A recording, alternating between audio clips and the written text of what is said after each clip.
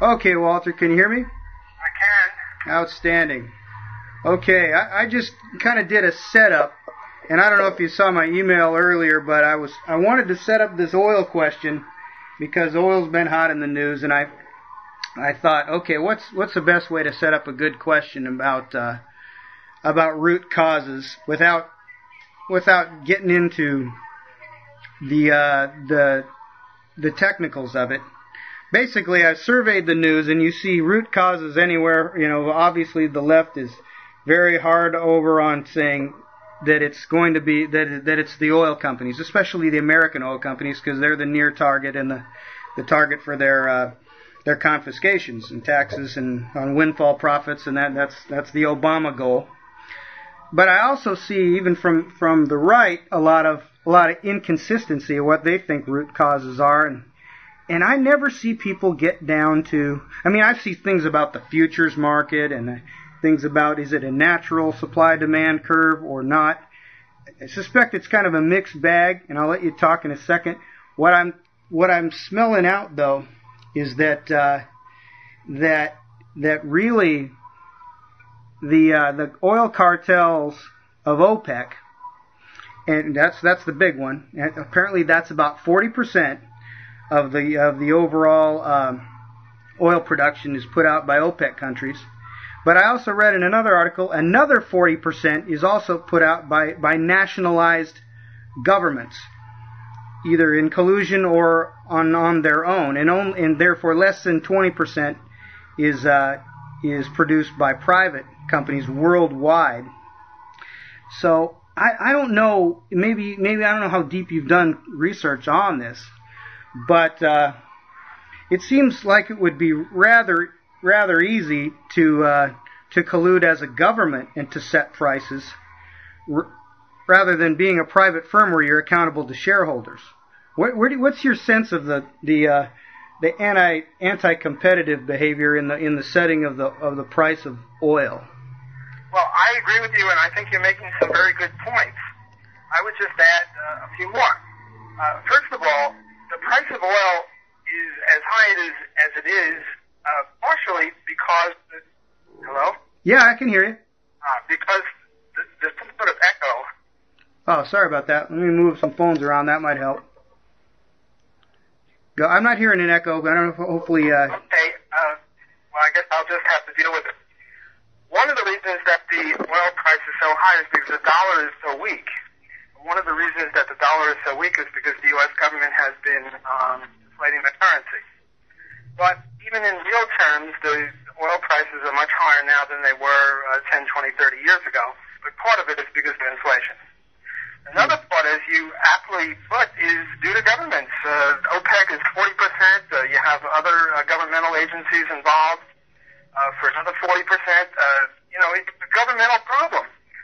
Some of the critics say, well, this is free enterprise failing us again, but it seems that rather it's government failing us. Now, government fails us, so far we've mentioned two ways. One, they're the inflators. Two, they're the owners. A third way that they screw around with the prices or make the price of oil higher than it otherwise would be is because they interfere with supply. They don't allow drilling in Alaska. They don't allow drilling offshore. They don't allow drilling here. They don't allow drilling there. But not just drilling oil, because there are substitutes for oil, for example, nuclear power. Now, I don't have the data in front of me, but my recollection is that we haven't had in the U.S. any new nuclear installations in, 10, 20, 30 years? Maybe 40 years, I'm not sure, but it's decades, it's not years. Yeah, that's what I'm hearing too, yeah. Now, if we were allowed to have more nuclear power developed, we would have a substitute for oil, and the oil prices would not be allowed to go as high as they are. So when you get down to it, government has got its mitts all over the problem, and yet somehow the talking heads, the pundits, the people in Washington, D.C. are talking about speculators. Now, the function of speculators has got nothing to do with high prices. Rather, speculators tend to even out prices. There's the joke about the old speculator was on his deathbed and he was teaching the young sprout speculator how to speculate. and his advice was buy low and sell high. Well, if they buy low and sell high, when they buy low, they raise the prices, and when the prices are high and they sell, they lower the prices. So what speculators do is not raise nor lower prices, but even them out. They dampen down the oscillations of prices so that the prices don't move around like on a roller coaster. Rather, they move lower gradation. Oh, I love that analogy because I'm a controls guy, in my day job, and I play around with dampening, and you can see that effect, in the physical world, and that's perfect. Therefore, I see a good 1/3 of those articles are saying that speculators are driving it up, and I just don't see that. Now, is it true though that if somebody was to invest in Exxon or Royal Dutch Petroleum or any of those companies as just a normal stock investment, would investing in the company in mass tend to drive oil prices up? Well, I would say no. It would be the very opposite. The more investment you have, the greater the supply is, the lower the prices would be. You see, if we erased government, and suppose we said that, I don't know what, rubber bands or chewing gum or something like that, some innocuous good, chocolate bars, the price was rising. Well, high prices or rising prices are a signal. It's sort of like when hikers get lost in the woods, what they try to do is they yell, help, help, and the louder they yell, the more likely they are to get help. Well, high prices are like a call to help. It's the market's way of saying, hey, we need some more chocolate or toothbrushes if those are the things that have the prices go up. And there are two salutary effects of a higher price. One, on the demand side, people tend to ration the stuff. When the price of oil or gasoline goes up to $10 a gallon, if it does, people are going to start thinking twice before getting in the old car, and they're going to get into a very small car instead of a big SUV. So you have a tendency that people will tend to ration it. And on the other hand, when prices rise, that is if you don't have government all over the lot like you do in oil, but take chocolate or toothbrushes or paper clips, if the price rises, other things equal, that means the profits are higher. And if the profits are higher, this serves as like a red flag for the bull, namely more investments go in there, and that pushes down the price. Yeah. So the price system is a very wondrous spectacle. We have this thing called the magic of the market. Well, part of the magic of the market is high prices. And high prices call forth new supplies, thus lowering prices. And they also call upon people to not use as much of the good at a higher price that they would use at a lower price. Oh, that's just perfect. And while you're talking about profit, the frequent attack on the oil companies is that they've made record profits. Just from my standpoint, if you're growing positively as a country, you better hope some of your companies are making record profits. They would have to be if you're going to have positive economic growth. Well, high profits aren't really necessarily a signal of growth or benefit. It's rather a signal that you need help here. It's sort of like if I were to stick a pin in someone, all the white blood corpuscles would come to that spot to fight off the pin or the poison or whatever. It's like profits are the white blood corpuscles of the body, and they're fighting off the high scarcity. Let me give you another example. I'm from New Orleans. I'm a professor at Loyola University in New Orleans. Yeah. And we had this storm called Katrina. I don't know if anyone's heard about it, but it was pretty famous a few years ago. And in New Orleans history, I think it'll never be forgotten. Well, what happened during Katrina is that the prices of things that people wanted catapulted. They went up into the atmosphere. For example, flashlight batteries and candles and gasoline and milk and orange juice and diapers and things like that. Yeah. People were in dire straits. They needed them. So the prices catapulted. Well, when the prices catapulted, if you're in the supermarket, instead of buying 20 gallons of milk, most of which is going to go bad, at the old prices you might have been tempted to do it, but when prices are 10 times higher, you tend to be more judicious and more civilized and allow other people to have some. And also, FEMA, which stopped the whole process, but that's government for you. If you had had high prices for these things, then there would have been profits for people to bring stuff in from Tennessee and Texas and Idaho and wherever else. In other words, the high prices were a cry for help on the part of New Orleanians. And if you would, what the governor of New Orleans or the governor of Louisiana rather said is she's going to put price gougers in jail. Well, that's interfering with the market signal, which is trying to help the people in effect. Yeah, no, that's true. Now, if even on the very local level, if you're on the street corner and the water's been poisoned or you can't drink it, and a guy's got a bottled water and he's selling it for, let's say, $10 a bottle. That's kind of the classic gouge. They say, well, no, look, here's people in need. They need relief. They're suffering already, and here's a guy selling water for $10 a bottle. But isn't that where the relief efforts come in? Now, I'm thinking, markets work for almost everything. Relief efforts are, by and large, believed to be, whether it's fire or police, or bringing provisions in to people who are somehow isolated and need immediate relief. That seems to be a government function.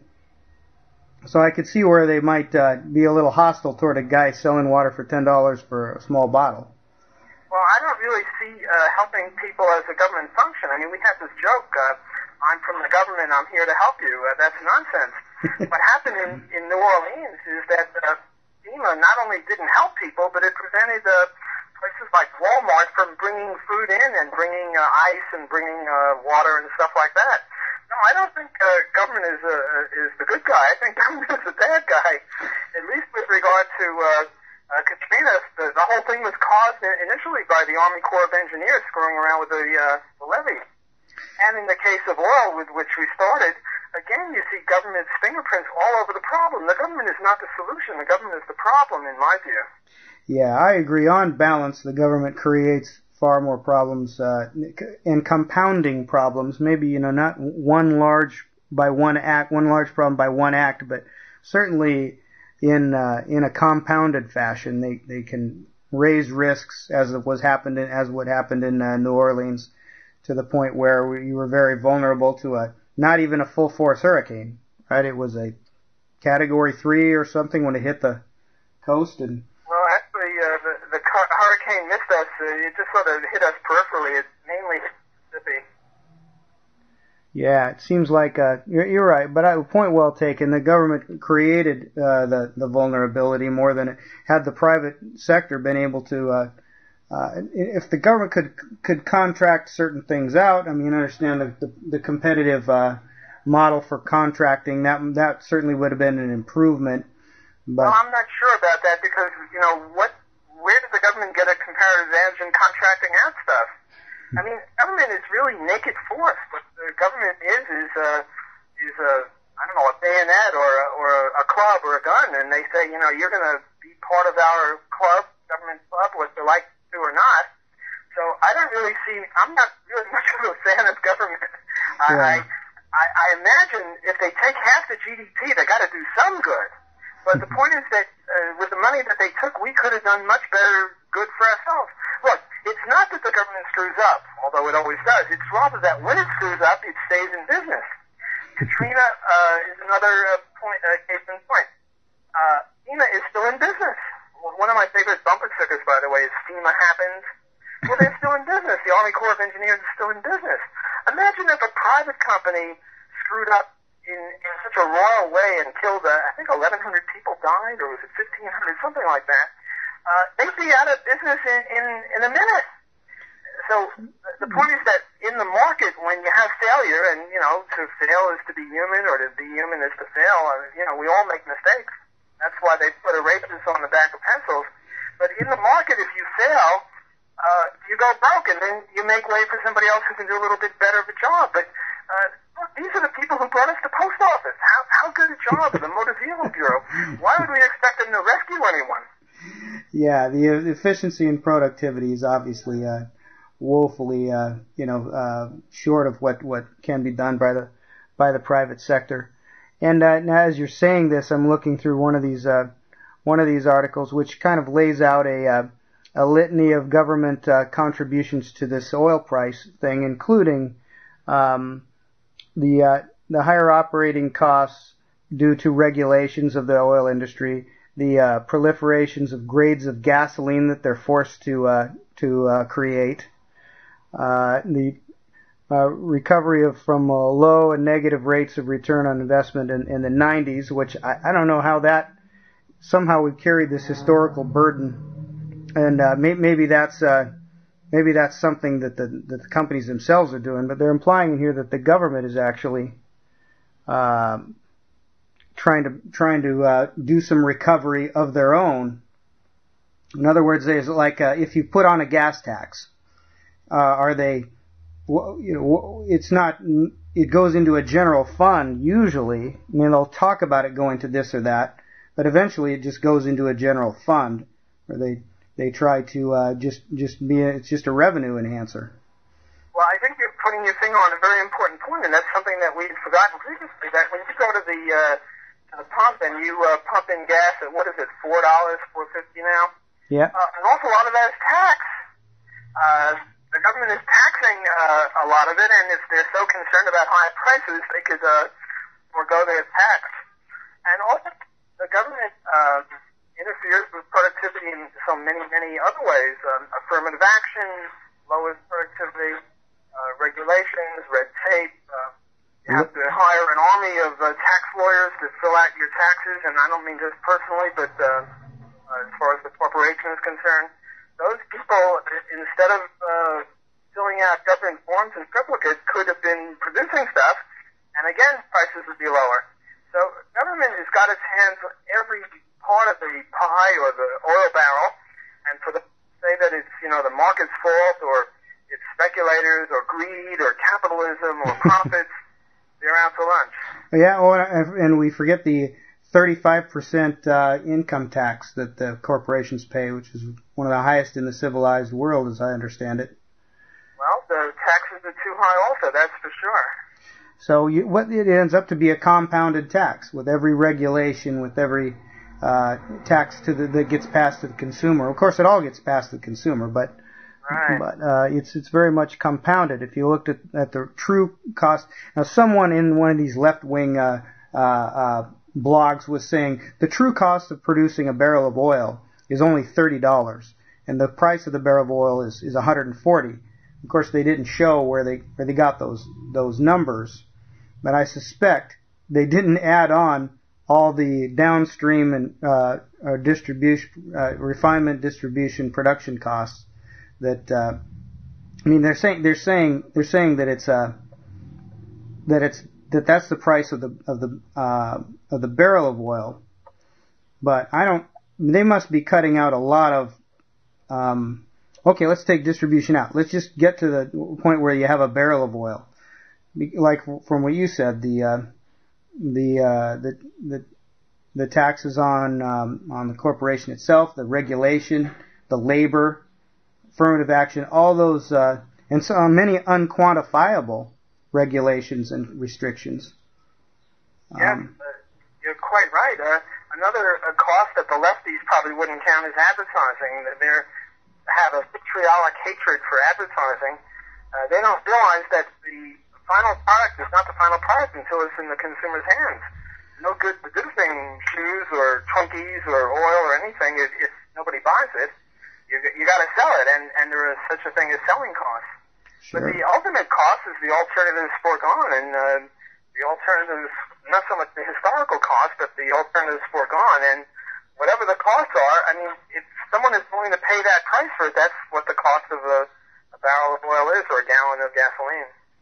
Yeah, and something I forgot to mention, I was actually talking about it before you came on. There's a cost that's imposed by the hostilities and the obviously when there's insecurity in when you're going to bring a team out to Iraq, if supposedly some of the companies are going to be out working in hostile territories, there's obviously, increased pay and security that needs to be paid for. But there also the transaction cost. If I can ask a general question, if security is lowered, does not that deter transactions in general? It would kind of make a smaller, mid-sized company shy away because of the increased risks. And so even if on paper they show that they could make a profit from a transaction, if there's some intangibles and unknowns and fears that they're going to have based on lack of security, they're not going to make the deal. Well, I think you put your finger on a very, very important point. I don't see why you need me. You're doing a great job without me, but I'm glad that you're including me in this. That was No. two magnificent points. One, the Iraq business. I mean, we're bombing people who have oil, and we expect the price of oil to be lower than the best. Obviously, if other people who have oil now see themselves as a U.S. target, then that'll put a kibosh on some supply, and the less supply, the higher the price. So I think that the war in Iraq is debacle not only morally and in terms of our security, but it also is a devastation in terms of the oil price. And this brings me to another lack of security, especially in foreign countries, and not just with oil, but with any mineral, gold, silver, cadmium, copper, whatever. You go into a country in South America or Africa or wherever where their adherence to property rights is only theoretical, not practical. That is, that they don't respect private property rights. Yeah. And they allow some U.S. or Western European company to come in there, and as soon as they find oil or gold or uranium or whatever it is that they're looking for, all of a sudden they try to nationalize it and take back a lot of the property that they had accorded to the private corporation. Well, that too is a lack of security, and when the government does that, that's another way of elevating the prices of everything.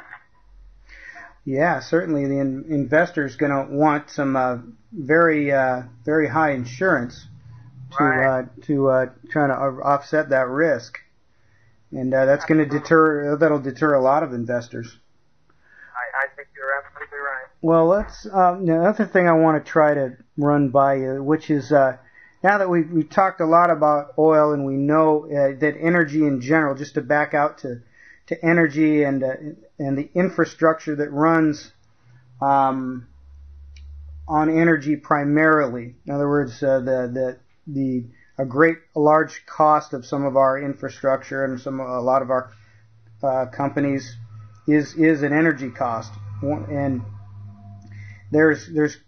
it seems to be.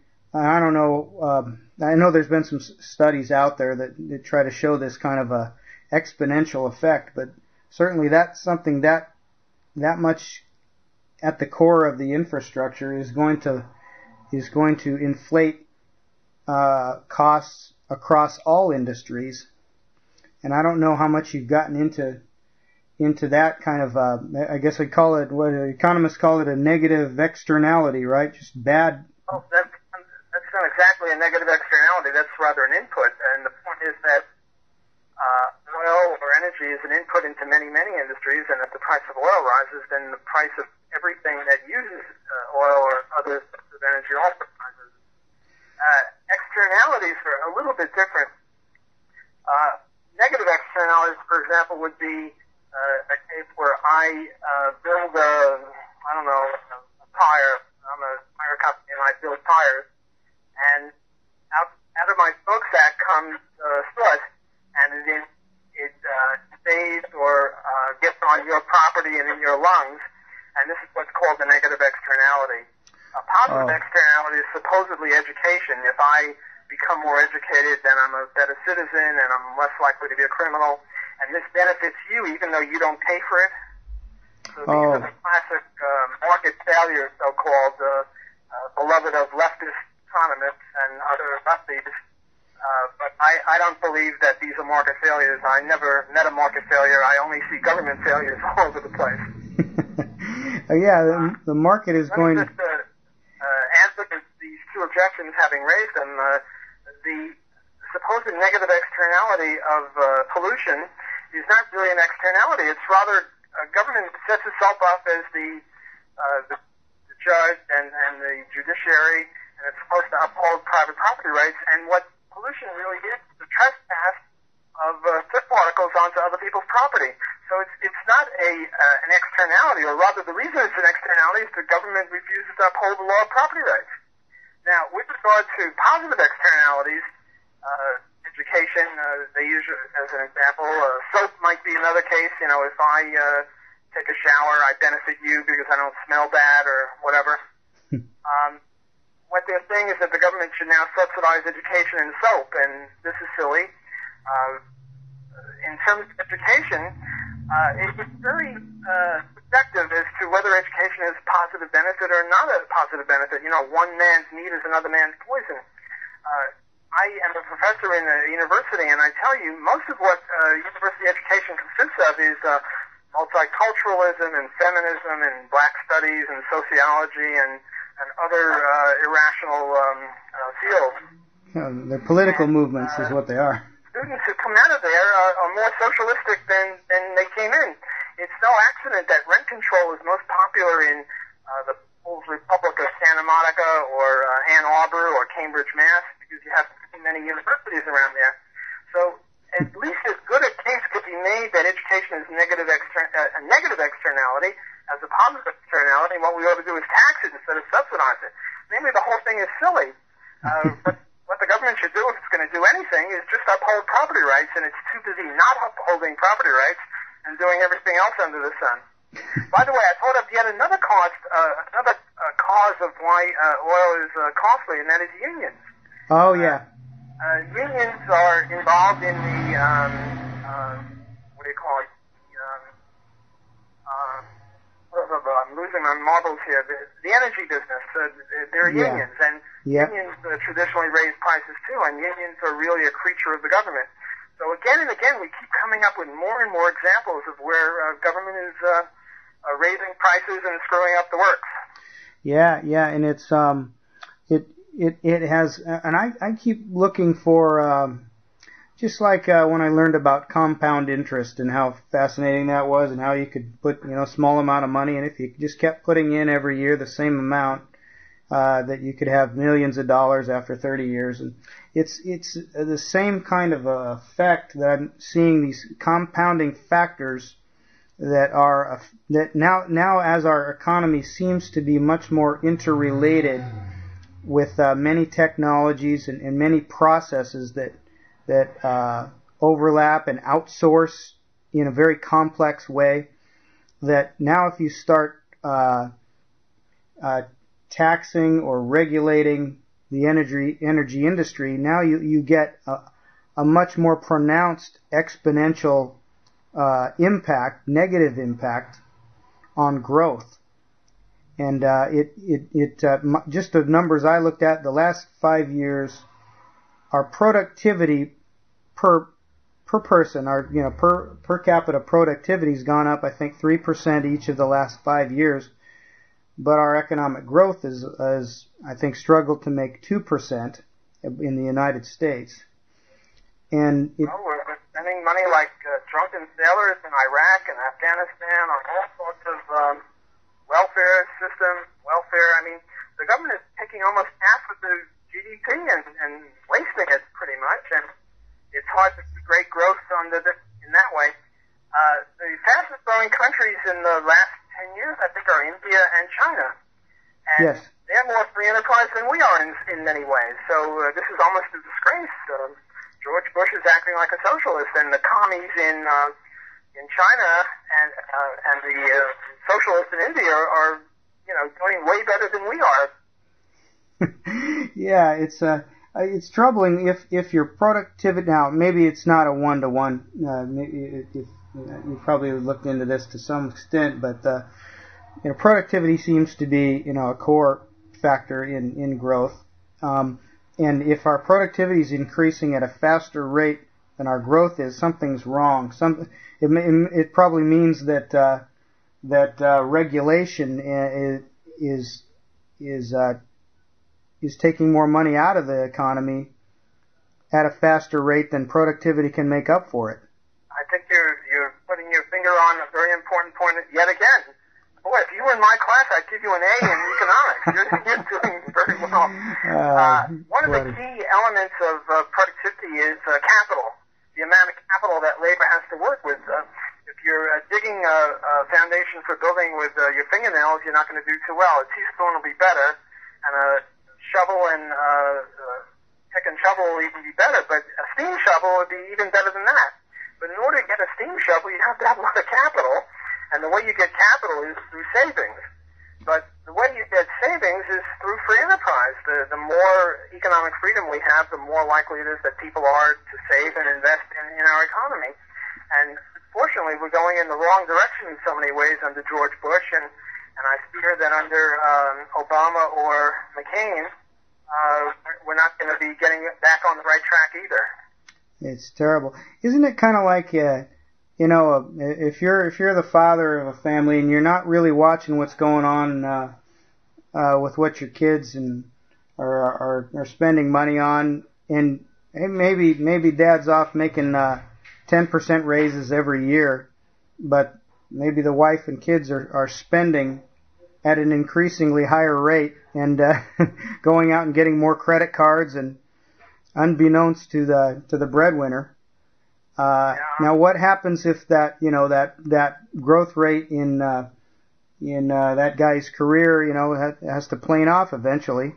I think you're quite right that the father is like the populace, and the mother who's running up credit card bills is like George Bush. George Bush has got a credit card of the U.S. Productivity, and he's wasting it on all sorts of frivolities and very dangerous things. We have, 730 foreign military bases in 130 different countries.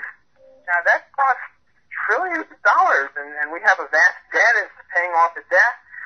George Bush is like this woman who's a shopaholic, I think they call it. Drunken sailor is the other analogy to that. And as long as we have that sort of a government, increases in productivity aren't going to help. As you say, if the dad is getting raises, but the family is spending it at an increasing rate, that's not a recipe for a good economy. Yeah, I agree. It's it seems like a train wreck waiting to happen. You can't. I mean, we're become so used to the rapid advance of technology that it seems to be increasing exponentially in a steady exponential rate. They talk about the Moore's law, which is the doubling of computer power every 18 months, and that's certainly been true for the last 20 years, but there's nothing that's going to guarantee that those rates will continue. And even if they continue, if the politicians and the government grab it up at an even faster rate, as you say, that's a train wreck waiting to happen. Indeed, that's a train wreck that's sort of happening even now as we speak.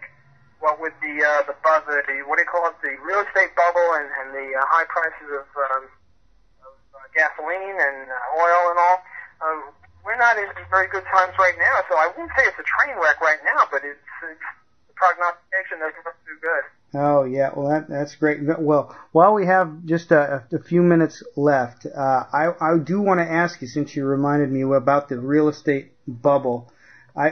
Here's where you're going to have to give me less than an A. I don't know exactly what the principle behind what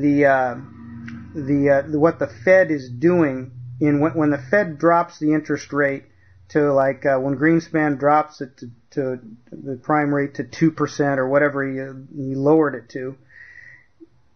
It would seem to have been below what the market rate would have produced, would have emerged in the market from if the banks had been unregulated by the Fed. So does that have the effect of driving inflation up directly, or is that a little more complex kind of relationship? No. I think that there are two schools of thought on this, two supposed free enterprise schools of thought: the Austrian school, which I'm an adherent, and the Chicago school. And both agree that when the government pumps excessive money into the system by lowering interest rates, you do get inflation. But then the Chicagoites drop out and the Austrians continue, and they say, not only is there inflation, but there's also a business cycle that's created because the artificially lower rates of interest subsidize and encourage investments in the heavy orders, the higher orders of production, heavy industry that is not sustainable based on the time preferences or the savings rates of the people. And what you have every once in a while is a nasty recession or depression, which in the Austrian view is a way of cleansing the economy. And if the government would allow it to occur, it would be short and sweet, well, short and bitter anyway. Whereas what happens with the Keynesians, what they did in the 1930s is they just exacerbated and lengthened and strengthened the depression. They had the Smoot-Hawley tariff, and we're getting a little bit of that now with the protectionism of Obama. Mm-hmm. So, yes, I think that the Fed ought to be abolished, and we ought to go back to gold money. We shouldn't have U.S. fiat currency. It's very easy for the government to inflate. You see, there are only three ways that the government has to get money. One is taxes. The problem with taxes, everyone knows who's doing it. The other is borrowing, and again, everyone knows who's doing that. The third way is inflating. And here, people are not so sophisticated. They think that inflation comes about from greed or people spending too much money. No, it occurs part of the centralized bank and the Fed. So we'd be much better off getting rid of the Fed and going back to gold. Now let me just spend a minute on the housing bubble. Yeah. What happens traditionally, if you want to borrow money to buy a house, get a mortgage, you have to have collateral. You have to show a good work record. You have to show that you paid off debts in the past.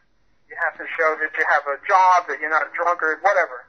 Yeah. Namely, you have to convince the banker that you're likely to repay the mortgage. Yeah. Well, this is the way it was going for a long time, but then our friends on the left discovered that bank loans were not going equally to all races and all groups and all genders and all whatever other way that you want to break up society, but rather some peoples or some groups had more collateral and therefore they got more loans than other groups. So they said, well, this is unfair, this is racism or sexism or some sort of ism, and we got to stop that. And now what the banks are told to do under very severe penalties is to give loans to people without collateral, to give loans to people who haven't got a record of repaying past loans, who don't have a steady job, who don't have likelihood to repay. So they gave loans to people, sometimes 100% of the house, and then when we had an overbuilding of houses based on the Fed and the interest rate that I just spoke about, these people couldn't pay the mortgage. So you had a big crunch and a big bubble here. But again, this is brought to you by your friendly local neighborhood and federal government. Unbelievable. See, I did not know that connection. I knew that there was some programs for where they had to give high-risk loans. I don't know if the government I had assumed the government somewhat would guarantee those loans, but I guess not. Because well, these loans were packaged and served as the basis of borrowing and bonds and all. And when the people didn't repay their mortgages, the whole thing sort of burst. But again, it was the crazy government. There was no racism or sexism or I don't know, ethnicism or whatever the word is. It was rather profit-making bankers want to loan money to people that they think will repay it. And if each group isn't equally represented in those who succeed in getting loans, well, too bad. That's the way the cookie crumbles.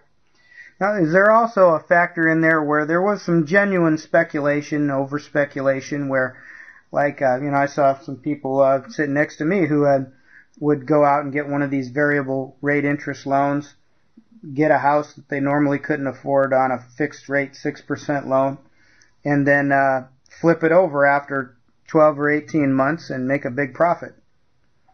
And so there was some of that speculation going on, and they were obviously able to pay, when the interest rate was still low. So the bank was happy in the meantime, and a lot of people did make money and if they were able to flip the house like that. So was there a little bit of a Dutch tulip speculation going on there? Well, I don't think that was really the problem. When the housing prices are rising, anyone who's in the market starts to look good. That goes with regard to any prices. But you're right, there is such a thing as over-speculation, or rather I'd call it bad speculation. The point, though, is that if you speculate erroneously and you don't buy low and sell high, well, then you lose your shirt. In other words, the speculators who remain in the market are pretty good, but when the government speculates, well, then we're off to the races. One last little academic point. How is it if the Fed lowers the interest rate below market rates, how does it drive more overall money into the economy? Like let's say the total amount of currency in the economy somehow goes up. How does that happen? The way they lower the interest rate is by buying up stuff, usually bonds, but theoretically they could buy up anything. But what do they buy it with? They buy it with the checkbook money or the printing press, or that's in other words, what they're doing when they lower interest rates, lowering interest rates and increasing the money stock are sides or two opposite sides of the same coin. Again, the way they're going to lower interest rates is by bidding up bond prices and interest rates go in the opposite direction. So when they buy up a bond, they buy it with newly created money. Well, the newly created money lowers interest rates and it creates inflation, or is inflation. Okay, so they do have to go print money in order to make that... Well, in the old days they printed. Now they would sometimes do it with checkbook money, but it's the same principle. Yeah, in other words, the overall liquidity, if you could add it all up, is increasing whenever they drive those interest rates down. Absolutely. Wow. Okay, and that eventually ends up in inflation.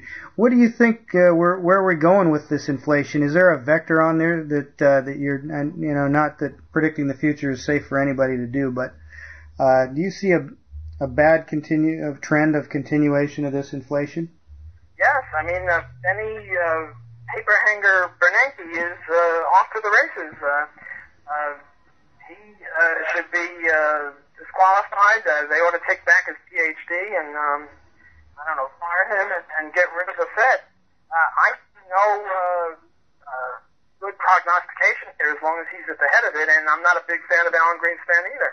Nor am I the head of any of the heads of the Fed. I think that they're all a bunch of bad guys. Yeah, it's a little bit too much power in one. If someone were to hand you the chair tomorrow, just for a fun last question, if someone would hand you the Federal Reserve chair, and how would you determine how to set the rate? Would you just look out at a market survey and just try to peg it to what the market is doing? Well, if I was the head of the Fed, I would do the best I could to disband it. But given that I couldn't disband it, what I would do is not increase the money supply at all. Milton Friedman had this thing that we should increase the money supply by 3%. But my co-author and I, Bill Barnett, wrote a paper saying that whatever fiat currency exists, it's either the optimum amount is either zero fiat currency or whatever exists.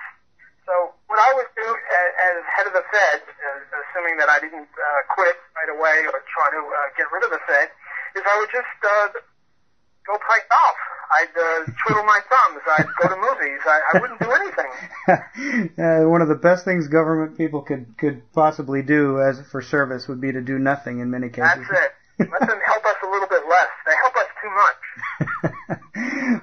You're wonderful, Walter. Thank you, and thanks for jumping on. I know you got a lot of things going on, and I appreciate making time. I really would love to do this in the future. The story may get worse before it gets better, and the election is very interesting, especially with the libertarians. Where I met you at the Libertarian Convention, and yes. And where Bob Barr's looking like more of a factor all the time, and perhaps maybe not as a contender for the actual win, but certainly I think he's influencing the debate, and I hope that some libertarian principles make it through on the economic front.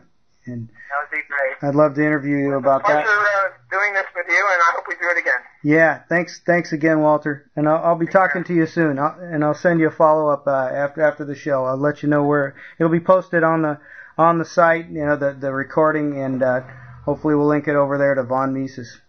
That Thanks again. Talk to you Yeah. soon. Bye now. All right, outstanding. That was Walter Block. Failed to give him a good introduction. I'll give him a post-introduction. He's a professor of economics at the University of Loyola at New Orleans.